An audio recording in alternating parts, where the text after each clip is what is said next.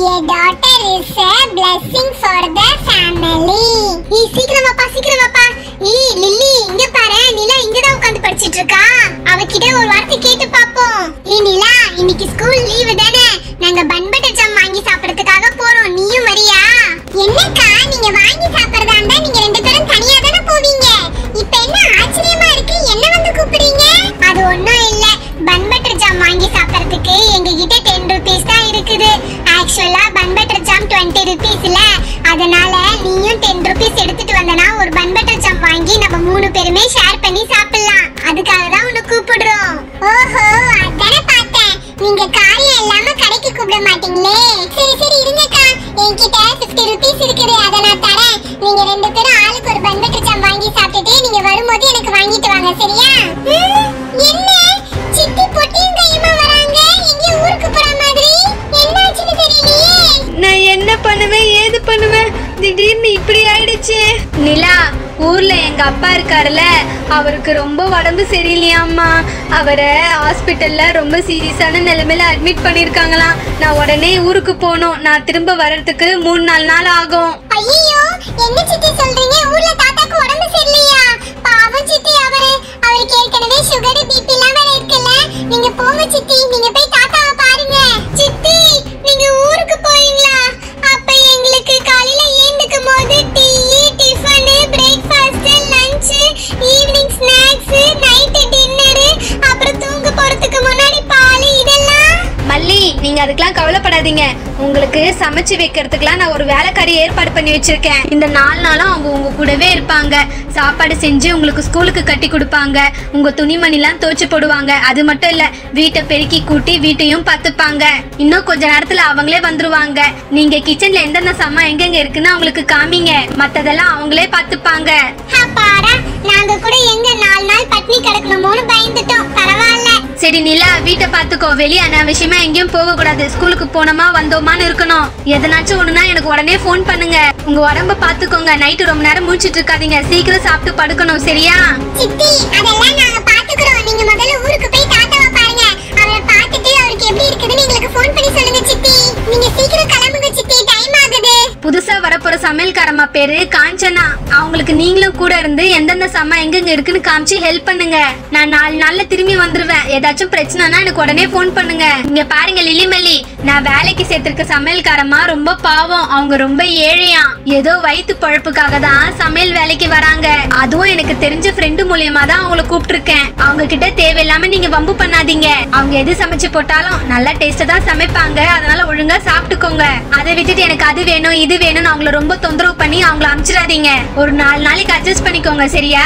சரிங்க சித்தி. அவங்க ஏழையா இருந்தா என்ன, பணக்காரங்களா இருந்தா என்ன, எங்களுக்கு நல்லா வாய்க்கு ருசியா சமைச்சு போட்டா போதும். அதுக்கு மேல நாங்க என்ன கேட்க போறோம்? சரி நான் வரேம்மா. ரொம்ப லேட் ஆகுது. இப்ப போனாதான் ராத்திரிக்குள்ள நான் ஊர் போய் சேர முடியும். சரி சித்தி, பாய் சித்தி, பாய். நீ என்னப்பா சித்தி திடீர்னு தாத்தா உடம்பு சரியில்லைன்னு போயிட்டாங்க, இப்ப என்ன பண்ணலாம்? அதான் சித்தி புதுசா ஏதோ சமையல்காரமா வேலைக்கு வச்சிருக்கேன்னு சொன்னாங்கல்ல. வரட்டும் அவங்க என்னென்ன நல்லா செய்வாங்கன்னு கேட்டுப்போம். கேட்டுக்கிட்டு நம்மளுக்கு பிடிச்சதெல்லாம் செய்ய சொல்லுவோம், சரியா? சரி, வரவங்க ஹோட்டல் சாப்பாடு மாதிரி நல்லா டேஸ்டா செஞ்சாங்கன்னா நல்லா இருக்கும். ஏனிலா, அதான் சித்தி ஊருக்கு போயிட்டாங்கல்ல, நீ தான் கையில 50 ரூபாய் வேற வச்சிருக்கேன், எல்லாம் எடுத்துட்டு வாங்க. நம்ம போய் ஆளுக்கு ஒரு பன் பட்டர் ஜாம் வாங்கி சாப்பிட்டு வருவோம். அக்கா, என்னக்கா பேசுறீங்க? வீட்ல சித்தி வேற இல்ல, நானும் உங்க கூட கடைக்கு வந்துட்டேன். அதுக்கப்புறம் வீட்ல திருட வந்துட்டானா என்ன பண்றது?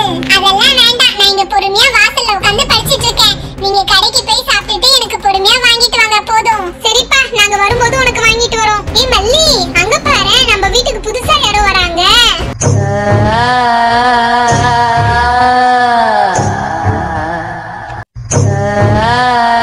பசங்களா, இது சுமதி வீடு தானே? ஆமாங்க ஆண்டி, எங்க சித்தி பேரு தான் சுமதி. நீங்க யார் ஆண்டி? என்னுடைய பேரு காஞ்சனா. உங்க சித்தி 4 நாளைக்கு ஊருக்கு போறதா சொல்லியிருந்தாங்க. அதுக்காக உங்களை பாத்துக்கிறதுக்காகவும் உங்களுக்கு சமைச்சு போடுறதுக்காகவும் தான் என்ன வர சொல்லியிருந்தாங்க.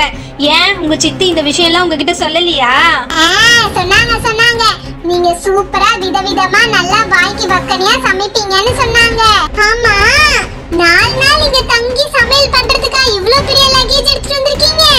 அதெல்லாம் உனக்கு எதுக்கு? அதெல்லாம் உனக்கு தேவையில்லாத விஷயம். சரி சரி, எனக்கு தலை ரொம்ப வலிக்குது, நான் போய் காஃபி போட்டு குடிக்கணும். உள்ள கிச்சன்ல பால் எங்க இருக்கு, காபி தூள் எங்க இருக்கு, சக்கரை எங்க இருக்குன்னு வந்து காட்டுங்க வாங்க.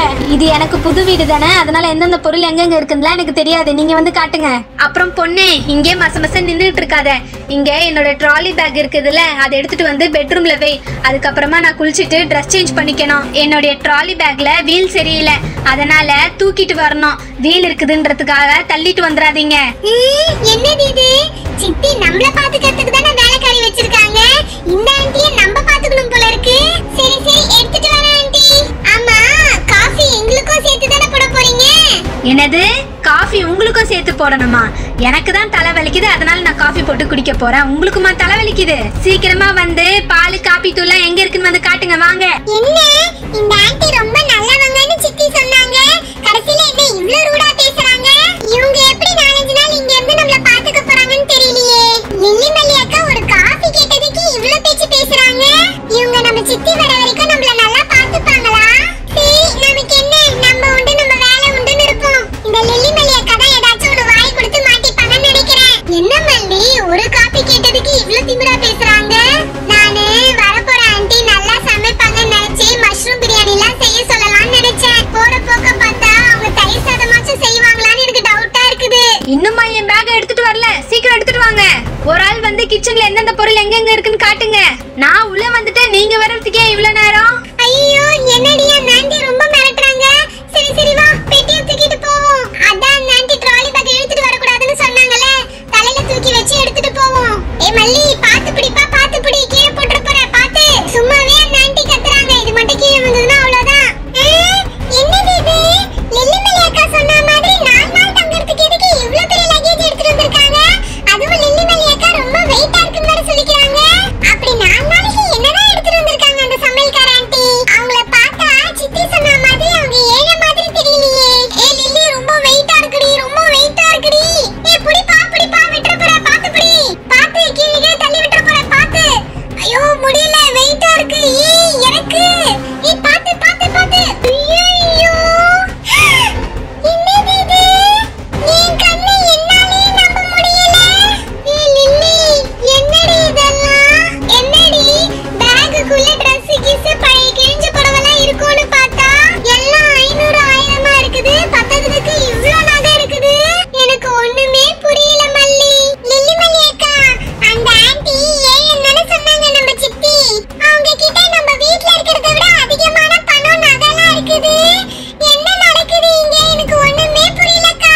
நிலா, எனக்கு என்னமோ இந்த ஆண்டியை பார்த்தா ரொம்ப டவுட்டா இருக்குது நிலா.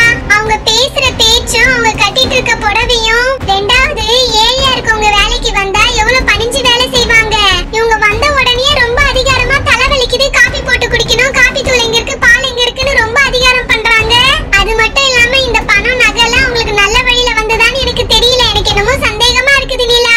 பேசாம சித்திக்கு ஃபோன் பண்ணி சொல்லிடலாமா? லில்லி, இரு இரு, சித்திக்கு ஃபோன் பண்ணி சொல்ல வேண்டாம், நான் சொல்ற மாதிரி செய்யலாம். நம்ம இந்த லக்கேஜ்ல இருக்க பணம் நகைலாம் எடுத்து வச்சுக்கிட்டு கிழிஞ்ச புடவெல்லாம் எடுத்து இந்த லக்கேஜ்ல வச்சிருவோம். அந்த ஆண்டி இந்த லக்கேஜ் ஓபன் பண்ண உடனே இதுல நகை இல்லன்னு தெரிஞ்சு நம்ம கிட்ட வந்து நகை என்னன்னு கேட்டாங்கன்னா இது நல்ல வழியில வந்த நகைன்னு அர்த்தம். சப்போஸ் எதுவுமே நம்ம கிட்ட கேட்காம நம்ம கிட்ட ஏதாச்சும் மழுப்புனாங்கன்னா இது கெட்ட வழியில வந்த நகை பணம்னு